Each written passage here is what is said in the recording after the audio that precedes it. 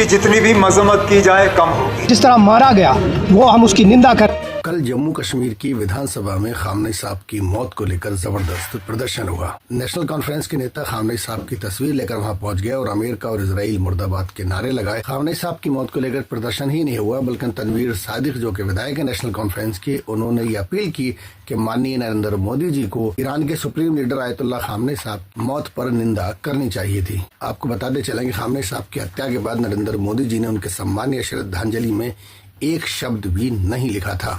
इसके एक हफ्ते बाद विदेश सचिव ने नई दिल्ली के ईरान दूतावास जाकर एक रजिस्टर पर साइन कर दिए थे। अब एक महीने बाद उमर अब्दुल्ला की पार्टी नेशनल कॉन्फ्रेंस ने बाकायदा विधानसभा में कहा कि हम ईरान के साथ खड़े हैं। ईरान के सुप्रीम लीडर आयतुल्ला खामनेई साहब के साथ उनके परिवार, उनके कई करीबी लोगों की शहादत हुई थी। उसकी जितनी भी मजम्मत की जाए कम है। पार्टी के विधायक तनवीर सादिक ने कहा कि हमारी पार्टी और जम्मू कश्मीर की सरकार ईरान के साथ खड़ी है। हम समझते हैं कि जिस तरीके से आयतुल्ला सैयद अली खामेनी साहब का कत्ल हुआ, जिस तरह उनको शहीद किया गया, किसी भी मुल्क का कोई भी हक नहीं बनता है किसी मुल्क के ऊपर हमला करना, और एक मजहबी लीडर को बे तरीके से जिस तरह मारा गया वो हम उसकी निंदा कर। तनवीर सादिक ने कहा कि जैसे मुख्यमंत्री उमर अब्दुल्ला ने पिछली बार सिविल सोसाइटी में आयतुल्ला खामनेई की हत्या की निंदा की थी, वैसे ही आज हम विधानसभा में खड़े हैं। उन्होंने कहा कि हम चाहते हैं जिस तरह से खामनेई साहब को मारा गया, किसी भी देश को दूसरे देश पर हमला करने का अधिकार नहीं है।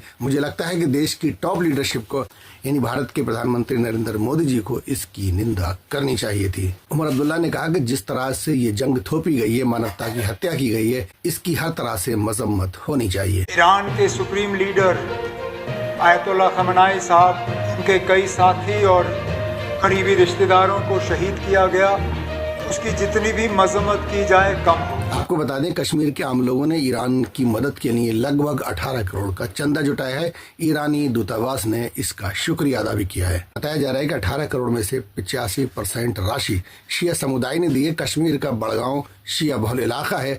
अकेले बड़गांव से ही 9.5 करोड़ रुपए इकट्ठे हुए हैं। दरअसल ये अभियान ज़कात, फितरा, सदका इसके तहत चलाया जा रहा है ताकि इस जंग से पीड़ित ईरान की आवाम की मदद की जा सके। बड़ी संख्या में कश्मीर की महिलाओं ने सोने चांदी के जेवरात भी इस मदद के लिए दिए हैं। भारत में ईरानी दूतावास ने सीधे पैसे ट्रांसफर करने के लिए स्टेट बैंक ऑफ इंडिया में एक खास खाता खुलवाया था, जिसमें UPI करने की भी सुविधा थी।